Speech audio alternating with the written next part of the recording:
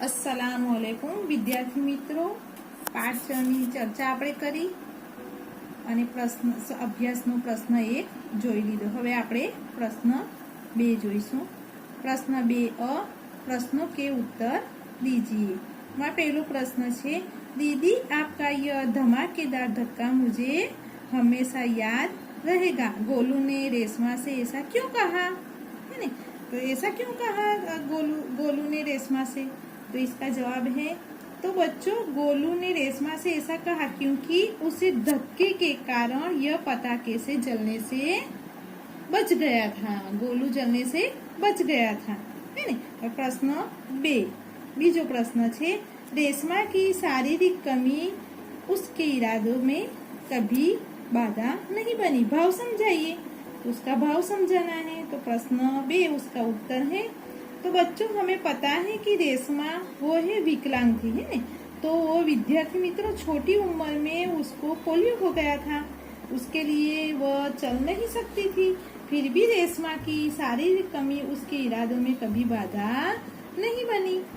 प्रश्न 2 यदि आपकी कक्षा में रेशमा की तरह कोई बच्चा दाखिला ले तो आप क्या करेंगे, है ना? तो उसका उत्तर है,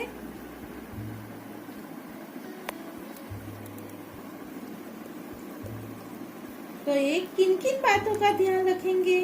तो उसका उत्तर, यदि हमारी कक्षा में रेशमा की तरह का कोई विकलांग बच्चा है दाखिला ले तो मैं उसकी हंसी नहीं उड़ाऊंगा, मैं उसके प्रति पूरी हमदर्दी रखूंगा और इस बात का ध्यान रखूंगा कि मेरे किस व्यवहार में उसके दिल को चोट इसके दिल को चोट न पहुंचे।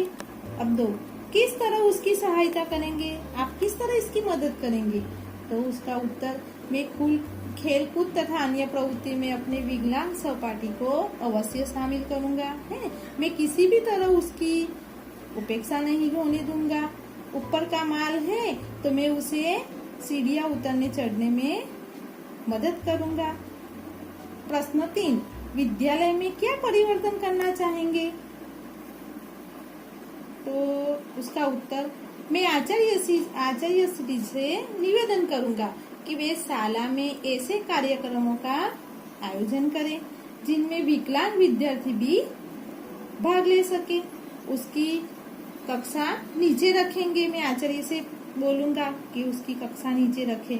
अब प्रश्न 4 बाकी बच्चों को क्या सलाह देंगे? तो उसका उत्तर, मैं बाकी बच्चों को यह सलाह दूंगा कि वे उस विकलांग साथी को पूरा सहयोग दे और उसके साथ प्रेम पूर्ण व्यवहार करे, उसे सभी बच्चों के समान गिने। प्रश्न 3 सोचकर बताइए। तो पहला प्रश्न है, दीपावली पर आपके परिवार में क्या क्या विशेषता तैयारी की जाती है? तो दीपावली का त्योहार आता है तो आप कौन कौन सी तैयारी करते हैं? तो दीपावली पर हमारे परिवार में सर्वप्रथम पूरे घर की सफाई की जाती है ना? सभी चीजों को झाड़ पोंछ कर उन्हें फिर से व्यवस्थित ढंग से रखा जाता है। फिर इसके बाद हमारी मम्मी मीठे पकवान है ना, कुछ नमकीन बनाते हैं, मिठाइयाँ बनाते हैं। परिवार के सभी सभ्यों नए कपड़े सिलाते हैं, गहने खरीदते हैं, हमारे घर में दीप जलाते हैं, है ना? इस तरह हम दीपावली की तैयारी करते हैं। अब प्रश्न 2 क्या दीपावली पर पटाखे छुड़ाने चाहिए? क्यों? तो उसका उत्तर, दीपावली पर पटाखे नहीं छुड़ाने चाहिए क्योंकि इससे थोड़ी सी खुशी मिलती है, परंतु उसमें क्या होता है, खतरा भी रहता है। पटाखों के कारण यानी फटाकड़ानी वजह थी, बराबर? तो पैसे की भी बर्बादी होती है, फिर पर्यावरण में धुआं होता है ना? तो ताजी हवा हमें नहीं मिलती। तो प्रश्न 3 किसी ऐसी घटना का वर्णन करो जब आपको किसी से बचाया हो या आपने किसी की सहायता की हो। मित्रों, मेरे साथ घटना बनी है वो मैं आपको बताती हूँ। एक बार मैं बाजार जाती थी, तब एक दादी जी को किसी ने साइकिल से टक्कर लगाई। बेचारे बुजुर्ग दादी माँ नीचे गिर गए, उनको पैर में गहरी चोट लगी, उनको मैं रिक्शा में बिठाकर अस्पताल ले गई। तो इस तरह आपने भी किसी की सहायता की हो तो आप घटना का वर्णन लिख सकते हैं। હવે જુઓ विद्यार्थी मित्रों स्वाध्याय प्रश्न 1 प्रश्नों के उत्तर दीजिए। पहला प्रश्न है सुबह से घर के सभी लोग सफाई क्यों कर रहे थे? तो उसका उत्तर है दीपावली का त्योहार निकट था। त्योहार से पहले ही सब घरों में साफ सफाई होने लगती है, इसलिए सुबह से घर के सभी लोग साफ सफाई कर रहे थे। प्रश्न 2 रेशमा को घर की सफाई में क्यों नहीं लगाया गया? रेशमा जब इसका उत्तर है रेशमा जब 5 वर्ष की थी तब उसे पोलियो हो गया था, उसके दोनों पैर निकम्मे हो गए थे। इसी शारीरिक कमी के कारण उसे घर की सफाई में नहीं लगाया गया। प्रश्न 3 रेशमा ने अपनी माँ के काम में किस तरह मदद की? तो उसका उत्तर अलमारी से बर्तन और डिब्बे उतारकर माँ ने साफ किए गए थे। रेशमा ने डिब्बे पर क्या लगाए? लेबल लगाए। फिर वो एक एक बर्तन और डिब्बा माँ को देती गई और उन्हें माँ व्यवस्थित ढंग से रखती गई। इस प्रकार पहिएदार कुर्सी पर बैठे बैठे रेशमा ने माँ की मदद की। प्रश्न 4 माँ ने रेशमा को बाजार क्यों भेजा? क्योंकि माँ को लड्डू बनाने थे, इसके लिए कुछ सामान की जरूरत थी। उसके पिताजी दफ्तर चले गए थे, है ना? और भाई था छोटा, गोलू था छोटा था, दादा दादी बुजुर्ग थे। माँ परेशान थी। माँ को परेशान देखकर रेशमा ने बोला सामान मैं ले आऊंगी। रेशमा की आवाज में दृढ़ता थी, वो पहले भी एक बार सामान ला चुकी थी, इसलिए माँ ने रेशमा को बाजार भेजा। प्रश्न 5 रेशमा ने गोलू को धक्का क्यों मारा? क्यों गोलू को धक्का मारा? उसका उत्तर है गोलू ने एक पटाखे को बुझा हुआ समझकर छोड़ दिया था। कुछ देर बाद उसमें से चिंगारियां निकलने लगी, उसको मालूम नहीं था। रेशमा ने यह देखा और चिल्लाकर गोलू को हट जाने के लिए कहा। उसने जोर से आवाज लगाई, लेकिन उसकी आवाज पटाखों की आवाज में दब जाती थी, इसलिए रेशमा जल्दी जल्दी अपनी कुर्सी को धकेलती हुई गोलू के पास पहुंची और उसे जोर से धक्का मारकर खुद आगे निकल गई। उसी समय पटाखा जोर से फूटा। इस प्रकार गोलू को पटाखे से बचाने के लिए रेशमा ने उसे धक्का मारा। प्रश्न 3 नीचे दी गई घटनाओं को कहानी के क्रम में लिखिए। बराबर, तो सब वाक्य बताए गए हैं। सबने रेशमा की पीठ थपथपाई, रेशमा ने गोलू को जोर से धक्का मारा, रेशमा बाजार से सामान लाई, रेशमा का घर दियों की झिलमिल प्रकाश से जगमगाने लगा, गोलू अपने दोस्तों के साथ पटाखे छुड़ाने में मस्त था, माँ ने रेशमा को कहा कहीं चोट तो नहीं लगी। विद्यार्थी मित्रों आ वाक्यो आड़ाअवળા છે तो આપણે એને ક્રમમાં ગોઠવવાના છે। तो कहानी में पहलू वाक्य आवશે रेशमा बाजार से सामान लाई, बराबर। પછી બીજું वाक्य आवશે रेशमा का घर दियों के झिलमिल प्रकाश से जगमगाने लगा। પછી ત્રીજું આવશે गोलू अपने दोस्तों के साथ पटाखे छुड़ाने में मस्त था। પછી ચોથું આવશે रेशमा ने गोलू को जोर से धक्का मारा। પછી પાંચમું આવશે माँ ने रेशमा को कहा कहीं चोट तो नहीं लगी। અને પછી છઠ્ઠું આવશે सबने रेशमा की पीठ थपथपाई।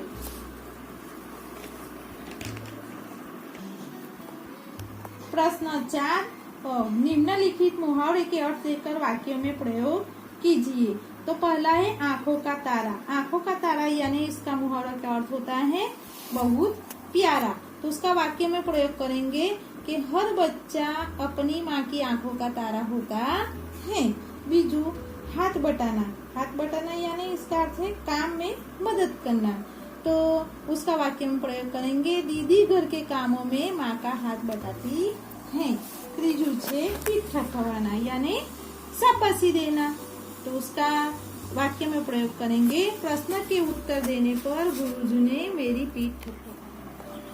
प्रश्न 5, उदाहरण के अनुसार शब्द का उपयोग करके वाक्य लिखिए। तो જો ઉદાહરણમાં પેલો રસોઈ વાળો કી છે અને પછી દીર્ઘઈ વાળો કી, બંનેના અર્થ અલગ અલગ થઈ જાય છે। તો જો અહીંયા ઉદાહરણ આપેલું છે, उसने कहा कि वह निर्दोष है। પછી બીજું વાક્ય છે, मैंने नवीन की सहायता की। બરાબર।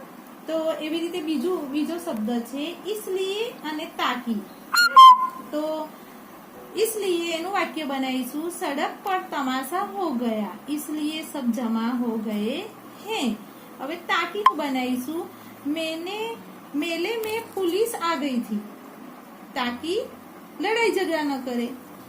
હવે બીજો શબ્દ છે क्योंकि जबकि। बराबर।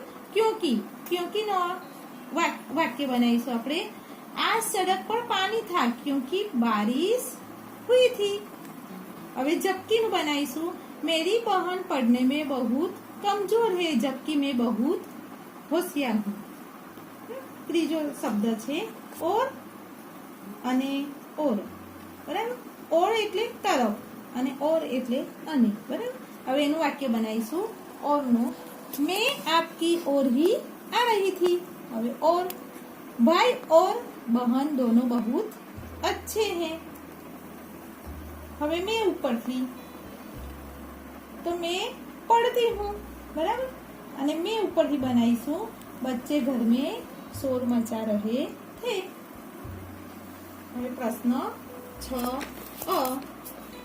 तो प्रश्न 3, नीचे दिए गए वाक्यों को वचन परिवर्तन कीजिए। तो वचन, तो एक वचन किसे कहते हैं? शब्द के जिस रूप से एक ही प्राणी या पदार्थ वस्तु का बोध होता है उसे एक वचन कहते हैं। देखो यहाँ एक है, कुत्ता, लड़का, लड़की, तोता, मछली आदि है ना, सब एक ही है। तो ये शब्द एक वचन में है। अब देखो बहुवचन, शब्द के जिस रूप से एक से अधिक प्राणियों या पदार्थों का बोध होता है उसे बहुवचन कहते हैं। जैसे कुत्ते, लड़के, लड़कियां, बिल्लियां अधिक हैं, यानी एक से ज्यादा हैं, तो ये शब्द बहुवचन में है। देखो यहाँ उदाहरण में बता गया है, माँ को मिलते ही मेरी खुशी का ठिकाना न रहा। अब देखो उसका बहुवचन, माँ से मिलते ही हमारी खुशियों का ठिकाना न रहा। अब देखो ऐसी कई घटनाएं मेरे साथ घटी हैं, तो उसका बहुवचन लेंगे, ऐसी कई घटनाएं मेरे साथ घटी हैं। अब दूसरा है, परिचारिका ने मरीज की, नीचे दिए गए शब्दों को चित्र में शब्द के क्रम अनुसार लिखिए। जो विद्यार्थी मित्रों शब्दों छे मेहनत, भूकंप, सुंदर, मरीज, श्रेष्ठ, निर्दोष, तूफान, अंगूर, आकाश। विद्यार्थी मित्रों अहींया आपणे क्रम अनुसार गोठववाना छे शब्दो। जो पहेલું आवशे अंगूर, પછી आकाश, પછી तूफान, પછી निर्दोष, પછી भूकंप, પછી मरीज, પછી मेहनत, श्रेष्ठ અને પછી सुंदर। विद्यार्थी मित्रों पाछळ जुओ, भाषा सज्जता। एक सुंदर चित्र है, जो चित्र बतावेलू छे, एक सुंदर चित्र है। आसमान में काले काले बादल छाए हैं, कुछ छोटे बड़े पेड़ हैं, ऊंचे पेड़ पर सुंदर फल लगे हैं, नदी में बहुत सा पानी है, पानी में रंग बिरंगी मछलियां हैं, नदी के पानी में कमल के 3 सुंदर फूल हैं, 2 नौका में से एक नौका किनारे पर पड़ी है, सफेद बकरी हरी घास खा रही है, ग्वाला के हाथ में लंबी लाठी है। जो विद्यार्थी मित्रों अहिया शब्दों आपेला छे, सुंदर, काले काले है ने, चित्र सुंदर है तो सुंदर वो विशेषता बताता है। काले काले बादल, आकाश में बादल कैसे छाए, काले काले है ना। कुछ छोटे बड़े पेड़ कैसे हैं, छोटे बड़े। ऊंचे पेड़ पर सुंदर फल लगे हैं, पेड़ ऊंचा है और ऊपर सुंदर फल, तो ऊंचे और सुंदर वो विशेषता बताता है। नदी में बहुत सा पानी है, बहुत सा, पानी में रंग बिरंगी मछलियां हैं, नदी के पानी में कमल के तीन सुंदर विशेषता बताता है। 2 नौका में से एक नौका किनारे पर पड़ी है, एक विशेषता बताता है। सफेद बकरी हरी घास खा रही है, हरी। ग्वाला के हाथ में लंबी लाठी है। एक उदाहरण आपेलू छे, जो ग्वाले के हाथ में लाठी है। अब कैसी लाठी है? ग्वाले के हाथ में लंबी लाठी है, लंबी विशेषता बताता है ने। उसी प्रकार काले, छोटे, ऊंचे, सुंदर, बहुत सा, रंग बिरंगी, 3 आदि शब्द किसी न किसी संज्ञा शब्द की विशेषता सूचित करते हैं। इसलिए संज्ञा शब्दों को विशेषता बताने वाले ये शब्द को क्या कहेंगे? विशेषता कहलाते हैं। तो હવે અહીંયા જુઓ, निम्नलिखित वाक्यों में से विशेषण छाटिए, बराबर। तो संज्ञा की विशेषता बताने वाले शब्दों को हम विशेषण कहते हैं। तो यहाँ देखना है, रेशमा हिम्मती लड़की है, तो हिम्मती विशेषता बताती है ने। छोटा बच्चा फिसल गया, तो छोटा। कक्षा में 10 लड़कियां बैठी हैं, तो कयो शब्द आवशे? 10। उसकी हर सुबह नई सुबह होती है। कुत्ता वफादार प्राणी है ने, तो वफादार। तो विद्यार्थी मित्रों, बच्चों यहाँ पर हमारा पाठ पूरा होता है। आप अपनी नोटबुक में अभ्यास और स्वाध्याय उत्तर के साथ लिख लेना है। अल्लाह हाफिज।